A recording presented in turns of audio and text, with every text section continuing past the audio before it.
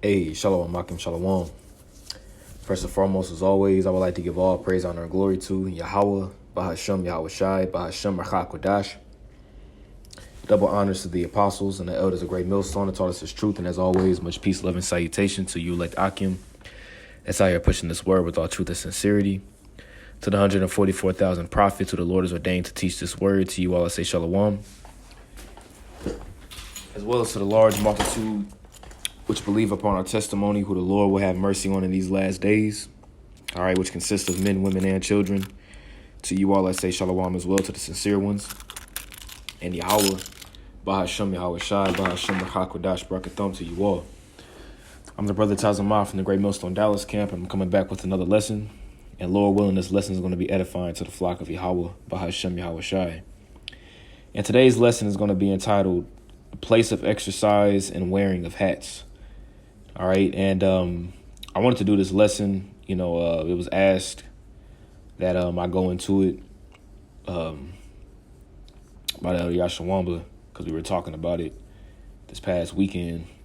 So I want to go into the concept of the gymnasiums and, the gymnasiums that were built within our land by the temple that our people were, taking, what's the word I'm looking for? Our people were taking pleasure in, and forced to do, as well as the ones that, that just fell away and got a license to do wickedness of our people.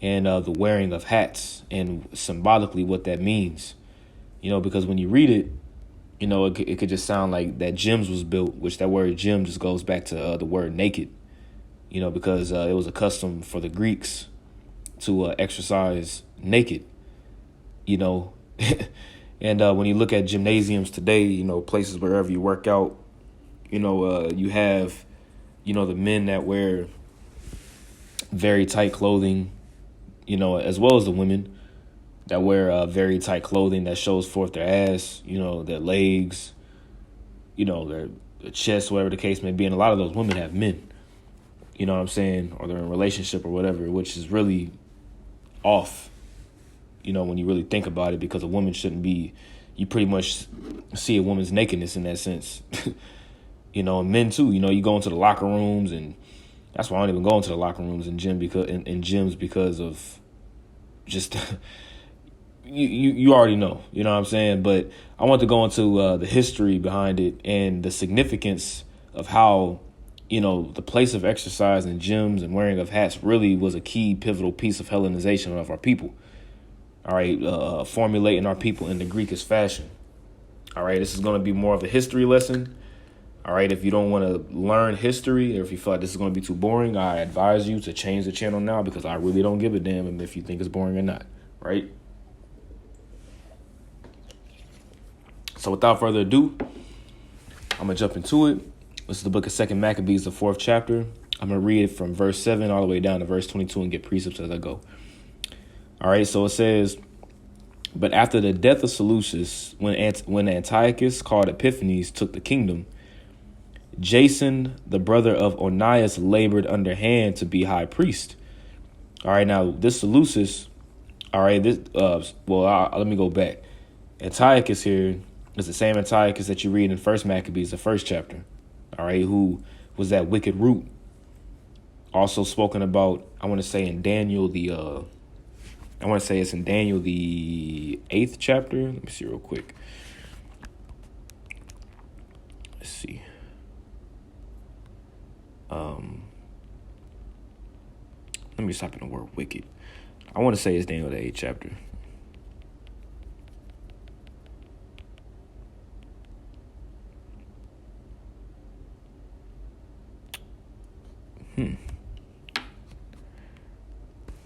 Just give me 1 second.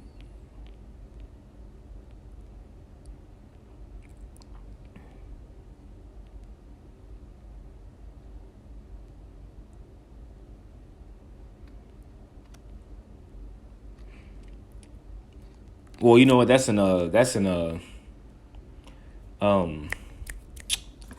I want to say it's in Daniel, the 11th chapter, actually.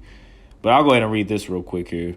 This is Daniel chapter 8, verse 8. It says, therefore the he-goat waxed very great, which the he goat that's spoken about here is talking about the Grecian Empire, who was headed by Alexander the Greek. It says, and when he was strong, the great horn was broken.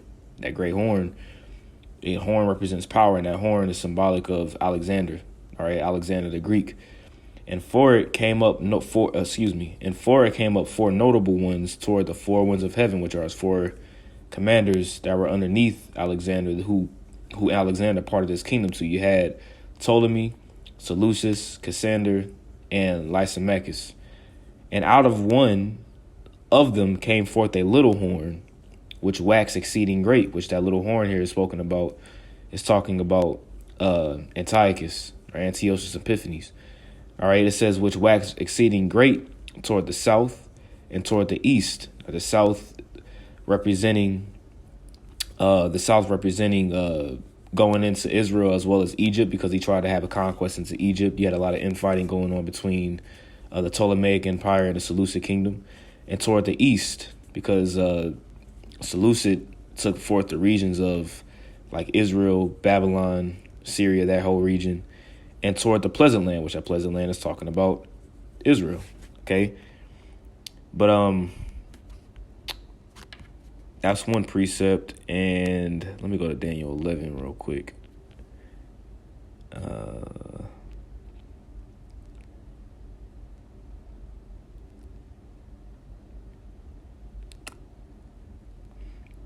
We'll get here, Daniel 11:20. Then shall stand up in his estate a raiser of taxes in the glory of the kingdom.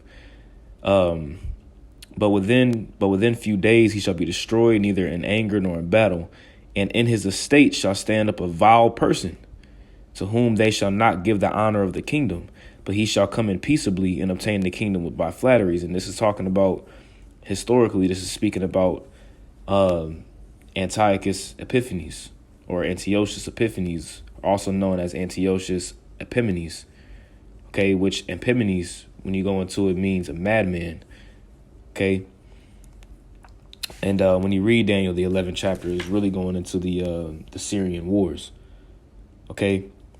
But, you know, I don't want to segue too far off topic, but like I said, this is going to be more so of a history lesson. So Seleucus here, this is Antiochus that came up after Seleucus. They were actually brothers. It says, took the kingdom, and Jason, the brother of Onias, labored underhand to be the high priest.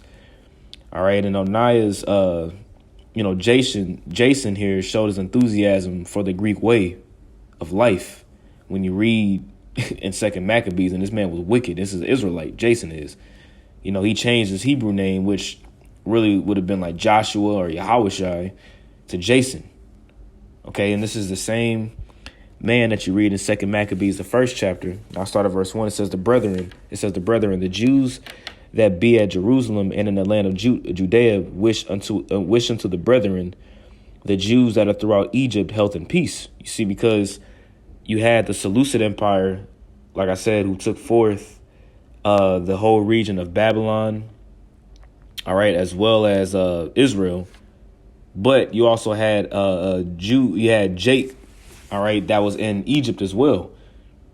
Okay, like, for example, you have the Alexandrian Jews, okay, in the Ptolemaic Empire.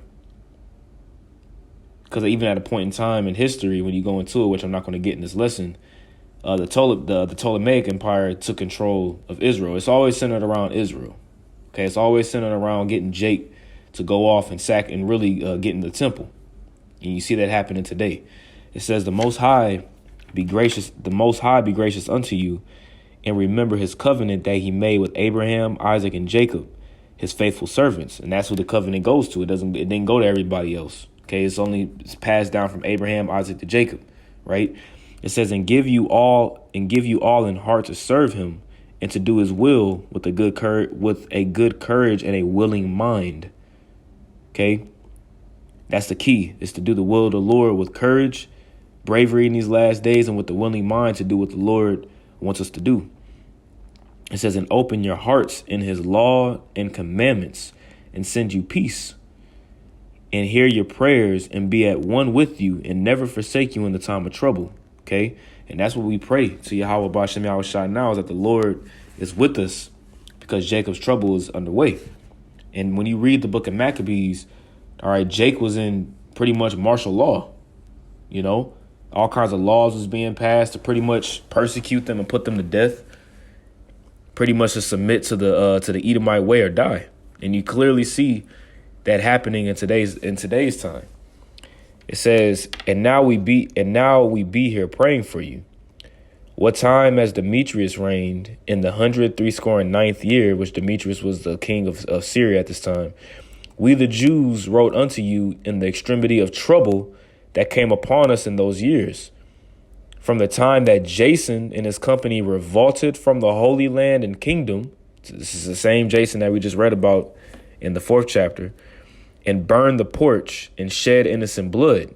You see, because Jason was wicked. He was all about undermining the way, right, and making a contract with the heathen. It says, then we prayed unto the Lord. Then we prayed unto the Lord and were heard. We offered also sacrifices and fine flour and lighted the lamps and set forth the loaves. And now see that ye keep the Feast of Tabernacles in the month Caslu. And it's the spirit that we're in the Feast of Tabernacles now. It literally started at sundown today. Okay. So now we're going to jump back to 2 Maccabees, the 4th chapter, and we're going to read verse 8. It says, beside this, he promised to assign 150 more. I'm sorry, verse 8.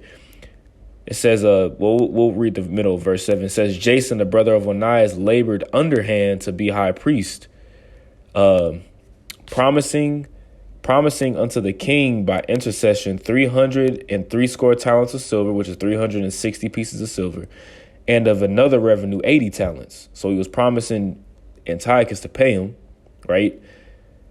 Pretty much to be the high priest, he was going to pay him under the table type stuff on some wicked stuff.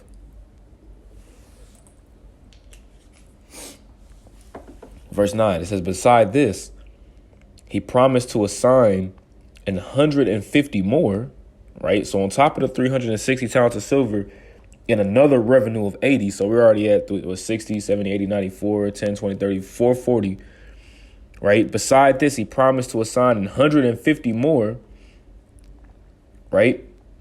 That's 540, 50, 60. So 590 talents of silver. If he might have total, right? But beside this, he promised to assign 150 more if he might have license to set him up a place for exercise and for the training up of youth in the fashions of the heathen, and to write them of Jerusalem, Israelites, Jake, by the name of Antiochians. So he was going to also promise Antiochus 150 more talents of silver to get a license. And you see that same license in 1 Maccabees, the 1st chapter. Okay, which license is a permission. You know, you have a license, pretty much you have a permission. You have permission to drive, or you have so-called permission to hold a firearm. You have permission to do particular things. So they had to have permission, all right, to set up a place of exercise and for the training up of the youth. Who's the youth here talking about? All right, the younger generation coming up of Israelites in the fashions of the heathen. Okay, the fashions of the heathen, and to write them of Jerusalem by the name of Antiochians. So pretty much he pretty much put the name of Antiochus on them by following after these ways. And what's Edom trying to do now? He wants to put his name on you, pretty much, whereas you're his property. Okay, not Yahweh B'Ashem Yahweh Shai. Okay, but him. That's why he's trying to access the temple now digitally.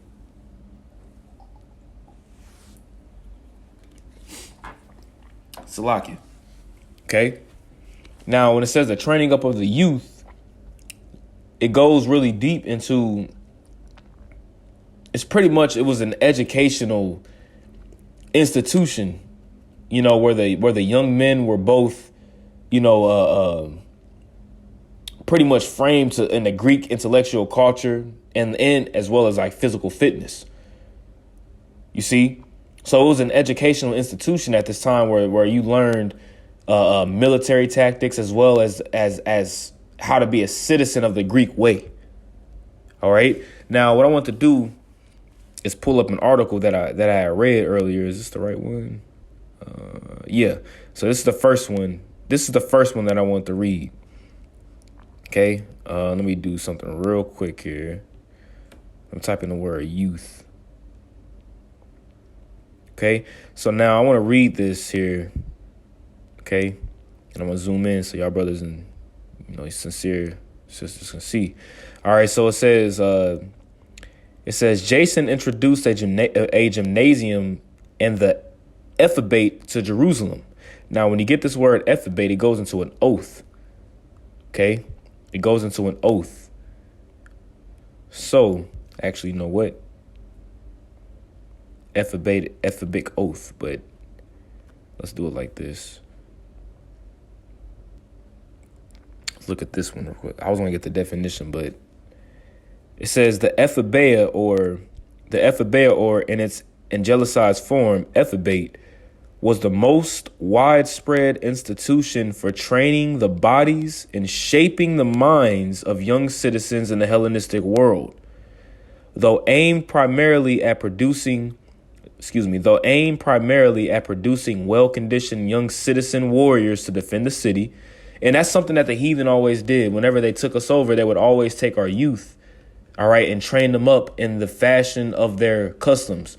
For example, Daniel, Shadrach, Meshach, and Abednego, or I rather say Daniel, Hananiah, Azariah, and Mishael were trained up in the Babylonian fashion in the Babylonian culture to be groomed as representatives. Okay, they always took the chief of our people, all right, of the royal kindred, to train them up in the way of the Babylonian customs, and they were taught their language, they were taught their arithmetic, their mathematics, and their customs. Okay, because they can deem them as being useful. Okay, so you see the same thing happening here in the Greekish fashion. And the Hellenization period, this wasn't a period that lasted 7 months, and then the New Testament popped up. It was years, hundreds of years of Hellenization taking place, where after time, okay, you got Jakes being Hellenized in the Greekish fashion. They have children, they pass down those Greekish ways. They have children, they pass down those ways. They have children. Eventually, you're going to forget who you are as a people. You're going to call yourself a Greek. So when you read the New Testament, who was Paul? Okay, and who are these letters going to? They were going to Israelites after the Greekish Greco-Roman fashion. That's why it's important to read the history of Maccabees to understand what was taking place, right? It says, though aimed primarily at producing well-conditioned young citizen warriors to defend the city, ephebates in many places also provided elements of education in the liberal arts. Okay? Long dismissed as a descendant shadow of its 4th century Athenian antecedent, if I'm saying that correctly, antecedent, which is a thing or event that existed before or logically precedes another. So a thing or an event that existed before or logically precedes another. So something that happened before, right? It says it's 4th century Athenian antecedent. That's a hard word to say. The Hellenistic ephebate has undergone a radical reevaluation in recent years, leading scholars to a better appreciation of its role in producing citizen warriors and in projecting a particularly powerful vision of the Greek civic culture. You see, that Greek way. Ephebate centered on the gymnasium, an institution at the core of Greek civic identity. So the gymnasium was more than just working out naked. It was an institution at the core of Greek civic identity. You identified yourself as a Greek. You learned the Greekish fashion. You learned particular ways and methods through this gymnasium, through this way, right? Although the youths enrolled in ephebates were predominant in the gymnasium, they shared the facilities with 2 other organized age groups. Ephebic training at Amphipolis in Macedonia retained a marked military character in the Augustan period. So they also taught you the military way, right? So going back here, it says Jason introduced a gymnasium and the ephebate to Jerusalem, which we just broke down what the ephebate was. It was pretty much an oath into the Greek way. An oath into the Greek way. Say it one more time. An oath into the Greek way. And he arranged for the registration of persons at Antiochines in the city, and to Antiochians, right? Now, this is where you get the city of Antioch from. When you read in the New Testament, Antioch was named after, Antiochus. It says, none of these measures involved elimination or alteration of religious rites. Nothing in the Hebrew scriptures forbids gymnasia, which that's a lie. Okay, because you're not supposed to look on another man's nakedness according to the law. So that's going off. Nothing in the Hebrew scriptures forbids gymnasia, military training of youths, or enrollments as citizens of a polis or polituma, or a policy, right? Although the author of Second Maccabees brands the innovations as unlawful, he also provides material for its own refutation, which I just broke that down, okay? It is unlawful to operate in the gymnasium because what? You would work out naked. You're not supposed to look on another man's nakedness, which is breaking the law in Leviticus. Matter of fact, I'll go ahead and pull it. What is it? Leviticus, not 19 and 27. Is it 20? And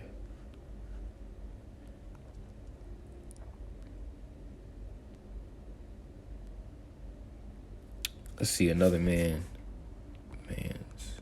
nakedness. Let me type in nakedness. Because Noah cursed Canaan for looking on his father's for looking on Noah's nakedness.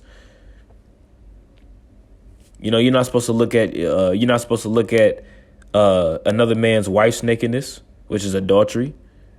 But it's homosexuality at the end of the day when you look on another man's nakedness, man. You're not supposed to look at another man in his nakedness, man.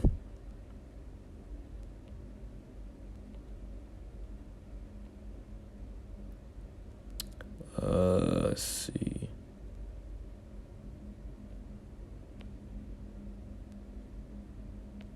I'm just kind of looking.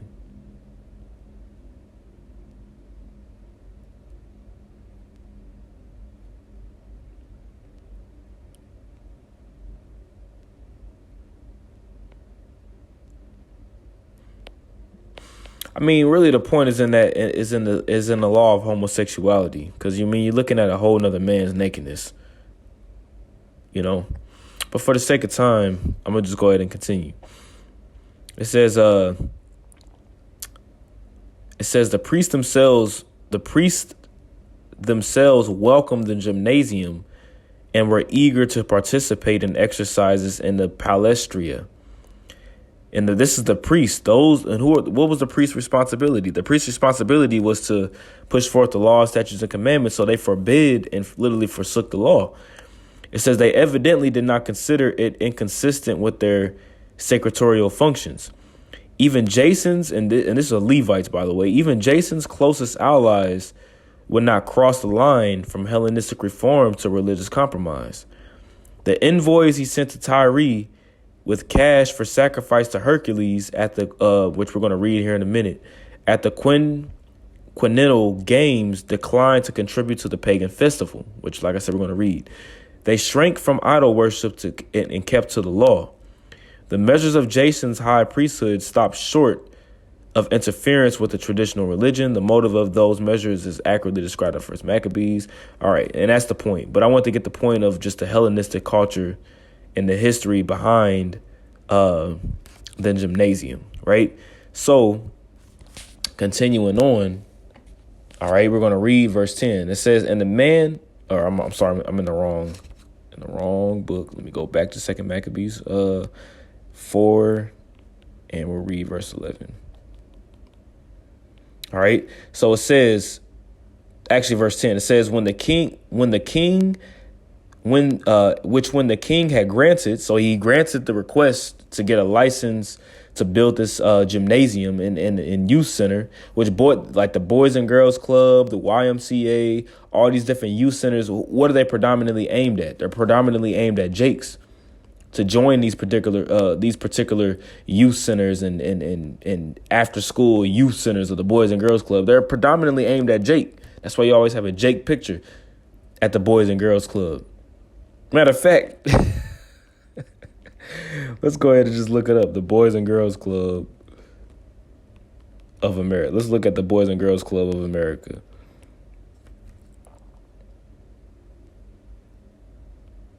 Let's just look. Let's just look at the home of one of Dallas. Let's take a look. You got the free activation clinic. You know what I'm saying? Oh boy, look like a little Ishkarite. You know what I'm saying? You know, you got a little Issachar there. Look, come on now, man.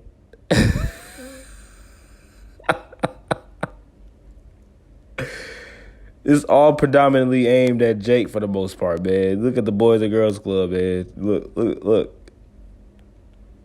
All this stuff goes back to Athens, Greece, Greek culture and Greek ways, man. That's why you see Jakes in the Boys and Girls Club. I was in the Boys and Girls Club. Me and my brother was in the Boys and Girls Club growing up, man. Had a membership and everything. You don't see predominantly Edomites in the Boys and Girls Club. You see Jakes. It's all systematically set up, man. Okay? That's what that goes back to. Okay? It says, which when the king had granted and he had gotten into his hand, the rule he forthwith, let's read it again. It says, and when the king had granted and he had gotten into his hand the rule, he forthwith brought his own nation to Greek fashion. You see, so Jason got the green light to pretty much build this gymnasium and to allow Jake, our Israelites, into this Greekish way, right? It says, and the royal privileges granted of the special favor to the Jews by the means of John, the father of Epulamus, who went ambassador to Rome for enmity and aid, he took away. And you can read about that in 1 Maccabees, the 8th chapter. All right, where pretty much Judas sent forth Epulamus unto the Romans, because the Greeks, which are Edomites at the same time, the Romans at this time and the Greeks at this time were Edomites. Okay, let me just put that out there. But when you read 1 Maccabees, we went to the Romans. Well, 1 Maccabees, the 8th chapter, we went to the Romans for help because of the pretty much the yoke that was put upon us. It was too heavy. It says, who went ambassador to Rome for enmity and aid, he took away. Right? So the privileges that we had to keep our laws and our ways, he took that away. All this is taking place in 1 Maccabees, the 1st chapter. It just summarizes in the 1 Maccabees 1, but it's more detail in 2 Maccabees. And putting down the governments and this is the Israelite doing this, by the way. It says, and putting down the governments which were according to the law. So he pretty much disannulled the law, statutes, and commandments. He brought up new customs against the law. So he's operating in the workings of Satan. Jason. He brought up new customs and ways against the law, which pretty much he was teaching our people to disobey Yahweh B'Shem Yahushai. And the scripture says in Proverbs 13, if you despise the law, you'll get put to death. He that despises the law going to be destroyed, man. Okay, verse 12. All right, verse 12, it says, for he built gladly. So he did it with a smile on his face. For he built gladly a place of exercise under the tower itself and brought the chief young men. See, the chief young men. Daniel, Hananiah, Azariah, and Mishael were chief young men who the Babylonians took. It was always a way to bring the chief young men into subjection and to train them up in the ways of the heathen. So it says he brought the chief young men under his subjection and made them wear an hat. You see? He made them wear a hat. You see, so with the gymnasium, and when you go into the history of this gymnasium that's talked about here, it was where the youth exercised naked and they learned the ways of the Greekish fashion. It was right next to the temple on the eastern side. Now, we pray to the east of Yahweh B'Shem Yahweh Shai, and Jason built this temple to the east of the temple. And this was a wicked ass nigga. This was a wicked ass Jake. You see? Now, let's go here. And I got something on the gymnasium here I want to read. This is from jewishvirtuallibrary.org. It says gymnasium. It says ancient Greek institution devoted to physical education and development of the body. Naked. You see, gymnos, gym means naked. And that's what them, these Greeks, these Edomites, right, are into just homosexuality and transgender, all this other kind of stuff that they into, man. It all goes back to the Greekish way. And this beast system began, when you read Revelation 13, it began with the Greeks. Although originally established for functions of a purely athletic and competitive nature, the gymnasium eventually became dedicated to the furthering of intellectual. You see, so it was bigger than just working out. It was a furthering of intellectual as well as physical aspects of Greek culture. So not just necessarily the physical aspects of the Greek culture, wrestling, the Olympics, the Colosseums, the sports that you see predominantly Jake dominating in. It was an intellectual facet of it too. During the Hellenistic period, attendance at the gymnasium was recognized as the standard educational prerequisite for Greek youth wishing to attain citizenship in the polis. So in order for you to attain citizenship in the Greek way, you had to attend this gymnasium. You had to attend this Greek way. You see, it says, thus, with the establishment of a Hellenistic administration in Jerusalem during the reign of Antiochus IV Epiphanes, the high priest Jason was given permission to set up a gymnasium and Ephebium, which was that oath. I'm going to say it one more time, which was that oath. 2 Maccabees 4:9. This act was abhorred by the vast majority of Palestinian Jews, who rightly considered the gymnasium as a symbol of the Greek heathen culture chosen to supplant ancient Jewish law in Jerusalem. So with this gymnasium, it was a symbol of the Greek heathen culture chosen to supplant ancient Jewish law in Jerusalem. So it was made to make you forget the ancient way and to remember the old past. It was made for you to, it was set up so that you could, that makes me think of a precept that just came to mind, Jeremiah 17:4.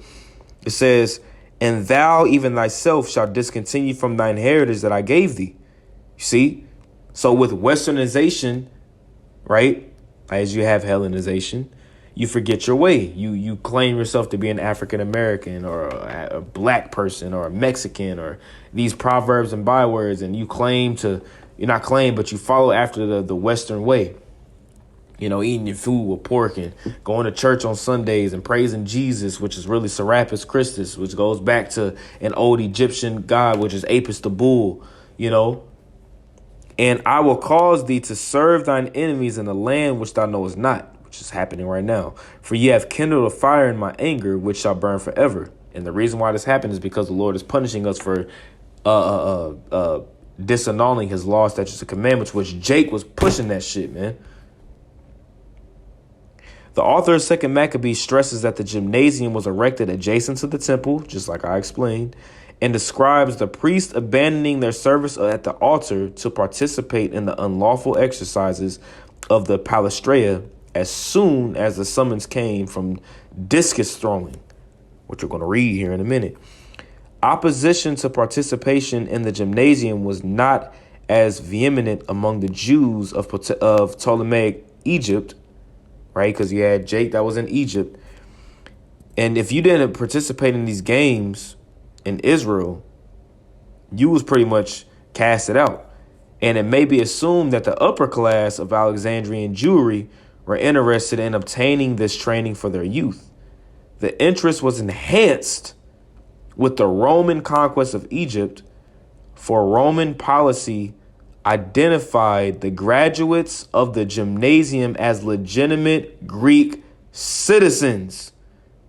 Israelites that followed this Greekish way were citizens of Rome, Romans. So who was the book of Romans written to? And only these might serve as the basis for local administration. It is therefore understandable that the Greek population of Alexandria was violently opposed to the enrollment of non-Greeks, Egyptians, and Jews among the Epheboi, which is that oath.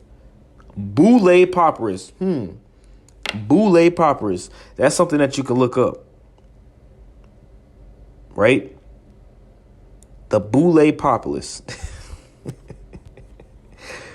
All right. So that's something that you can look up for yourself. All right. So I'm going to go back.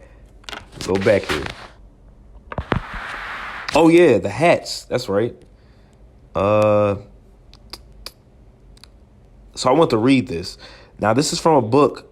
It says an inquiry into the law of Negro slavery in the United States of America, because the hat was pretty much this hat or this headgear. It was a wide brim hat and the traditional headgear of Hermes, which Hermes was the god of athletic contest. But wearing this hat, it formed a part of the distinctive custom of the members of the youth center. So if you was part of this youth center, it was required for you to wear this hat, which goes back to the Greek god Hermes. Your allegiance to this god, right? Now, this is something I found that was interesting. Let me see if I can oh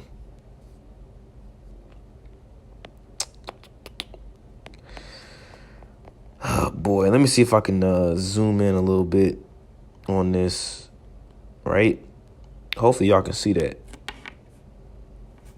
Yeah, Slacky, let me go back.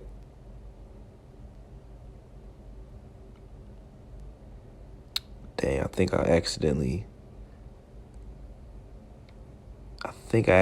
changed my page. Boy. Well, let me go. Okay, cool. 285. Because this hat was originally called the pilus. It says also was a brimless felt cap worn in ancient Greece, Etruria, Illyria, and Pannonia and surrounding regions, later also introduced in ancient Rome. So it was something that came from the Greco way, which also was introduced into Rome, the Greco-Roman Empire. Okay. Let me go here. Yeah, it's page 285. So let's zoom in a little bit and go down here. And number 2, let's zoom out just a little bit. I'm trying to find the number. Here we go. It says the first here at the top. It says the first was affected by the masters entering the name of the slave upon his list of citizens. See, so pretty much you got entered into the registry as a citizen of the Roman way. But this is going into the slavery of America, which proves who this is, man. Okay. It says the second was the stroke from the vindica or freedom rod of the praetor. Okay. The freedom rod of the praetor. Now, when you go down and read this here, let me see if I can zoom in. It says, after the slave was tapped with the vindicta, something that vindicates you, right? Or praetor's rod. Now, this should make you be thinking of something that's happening right now with this activation. DELTA this. And then you got the lambda, and which is symbolic of a rod, right? Put it all together in your minds. Spiritual man judges all things, right? His head was shaved, okay, which is it's against the law to be bald. You got a lot of bald head ass niggas that get the razor to their head and literally shave their heads, whereas they just bald head, you know? His head was shaved, right? Which is also a symbolic of who you was representative and that you was a servant too. It says his head was shaved and the cap of liberty was put upon it. So you would wear this hat would show that you was a free man underneath this way and underneath this fashion. Hence, doubtless, the origin of the liberty cap elevated on a wand in the hands of the goddess of liberty. Now, let's look at something real quick.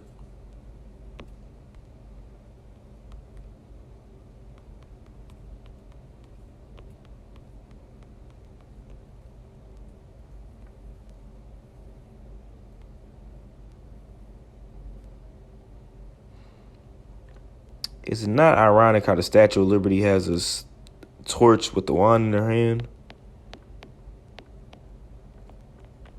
Let's look up something else real quick. Liberty. Whoops, Liberty. I spelled that wrong. Got that star. And I want to say her name was Libertine, if I'm not mistaken. It all goes back to the Greek way. Literally.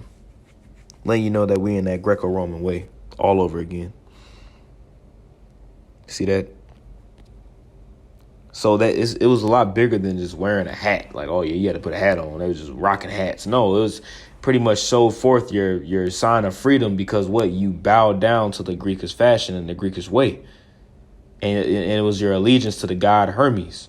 And then here in America, look, it's the same thing. Right? It says, now such was the height of the Greek fashions, an increase of heathenish manners. Look at our people today. Same thing was going on back then, the increase of acting like the heathen. Through the exceeding profaneness of Jason, that ungodly wretch and no high priest, that the priest had no courage to serve any more at the altar, which we was reading earlier. But despising the temple, they didn't put up no sacrifices. What happens when you don't put up the sacrifices and you despise the temple? The presence of the Lord leaves. And neglecting the sacrifices, hasten to be partakers of the unlawful allowance in the place of exercise after the game of discus called them forth. And what do you see at the Olympics? The game of discus is played. And you throw that disc. It all goes back to Greek ways. Not setting by the honors of their fathers, but liking the glory. Let's read this again. Not setting by the honors of their fathers, which is the law, statutes and commandments, but likening the glory of the Grecians best of all. So they profaned the law and decided to disannul the law because they felt that the Greekish fashion was the best way to go. Now, what do you got the so-called leaders telling you now? The leaders of Israel, so-called leaders, to take the activation, take this way. You want to eat, right? You want to have a job. You need to do this. This is the best way that we need to move around so that we can hit the beach and still teach. But likening the glory of the Grecians best of all. But let's read some more. By reasons whereof sore calamity came upon them. So a sore destruction came upon them. Those who followed the Grecian way.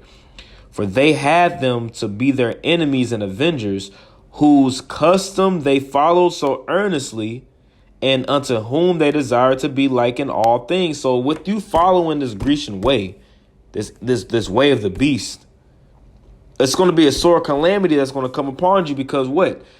These people that you deem to be your friend, they're really going to be your enemies and avengers. That's why it tells you not to trust in Egypt, because it's going to be into a broken reed that's going to poke into your hand.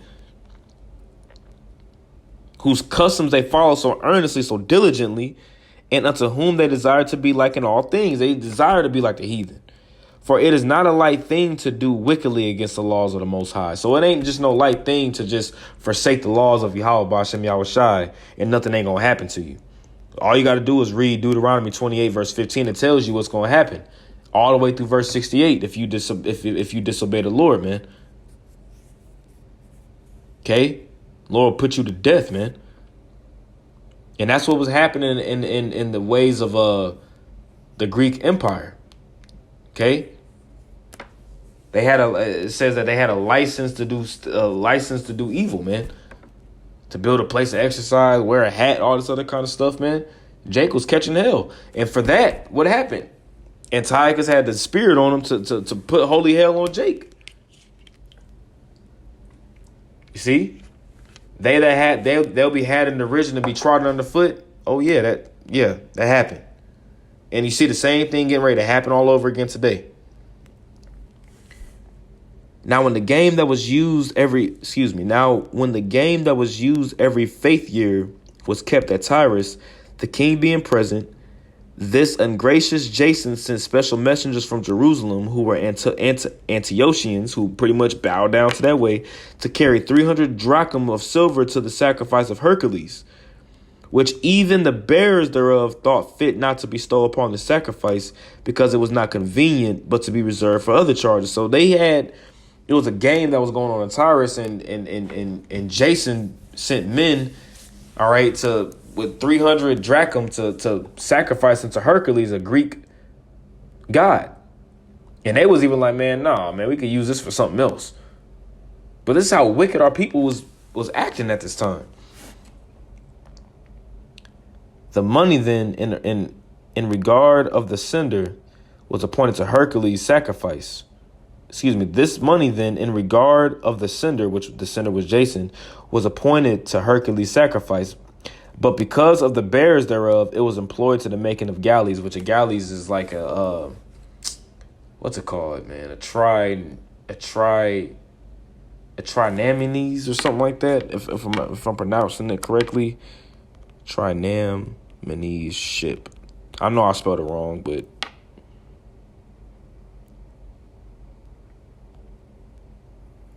no.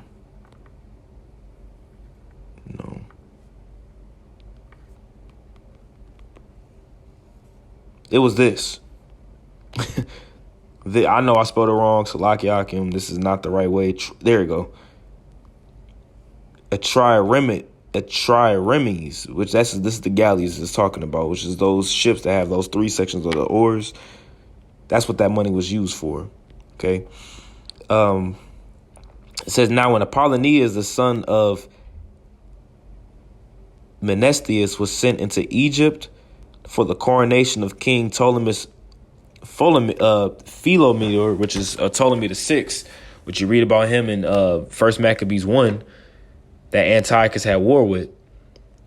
Antiochus, understanding him not to be well affected to his affairs, they had beef, which you read about that beef in Daniel 11, provided for his own safety. Whereupon he came to Joppa, and from thence to Jerusalem, where he was honorably received of Jason, damn sellout ass nigga, and of the city, and was brought in with torchlight and with great shoutings, just hailing this nigga just as the savior of the people.